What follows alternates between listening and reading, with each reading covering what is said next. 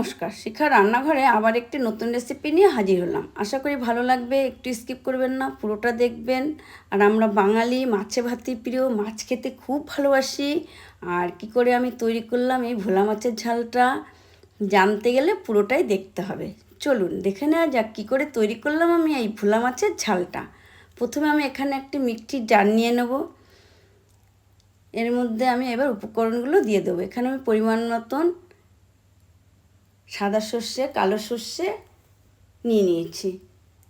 এবার এর মধ্যে আমি আদা, কাঁচা লঙ্কা, পাকা লঙ্কা, যে যেরকম ঝাল খান সে সেরকম ব্যবহার করবেন, রসুন, পেঁয়াজ, টমেটো পরিমাণ মতো নিয়ে নিয়েছি,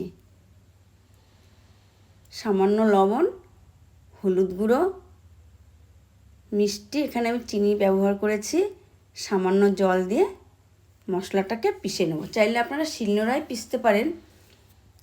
মশলাটা আমার পেষা হয়ে গেছে মিক্সচারে, ঠিক এরকম করে পিষতে হবে।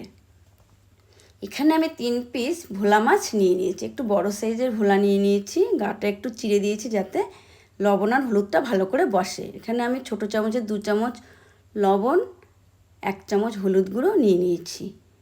এবার এটাকে আমি হাত দিয়ে ভালো করে মাখিয়ে নেব যাতে লবণ আর হলুদটা মাছের গায়ে ভালো করে বসে।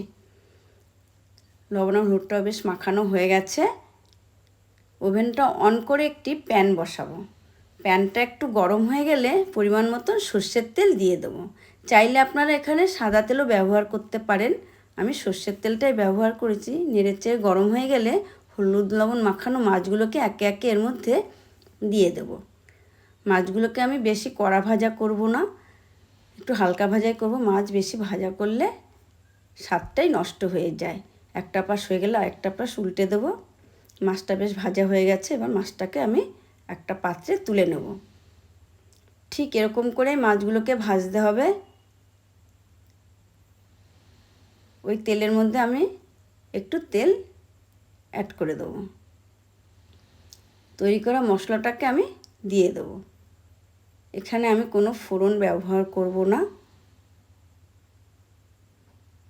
নেড়ে চেড়ে মশলা একটু ভাজা হয়ে গেলে এর মধ্যে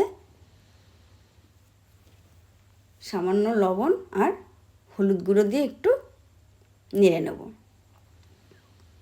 মশলা বেশ ভাজা হয়ে আসছে। এবার আমি ওই পাত্রটা সামান্য জল নিয়ে দিয়ে দেবো। ঝোলটা ফুটে উঠলে ভাজা মাছগুলোকে দিয়ে দেবো, দিয়ে একটু ঢেকে দেবো। 5-7 মিনিট পরে ঢাকনাটাকে আমি নামিয়ে নেব। মাছগুলোকে একটু এবার উল্টে দেবো। আবার মাছটাকে আমি ঢেকে দেবো একটা ঢাকনা দিয়ে। 5-7 মিনিট পরে আবার ঢাকনাটাকে নামিয়ে নেব। মাছটা তৈরি হয়ে গেছে। এবার উপরে আমি সর্ষের তেল দিয়ে দেবো। আর সর্ষে বাটাতে কাঁচা সর্ষের তেল না দিলে স্বাদই আসে না।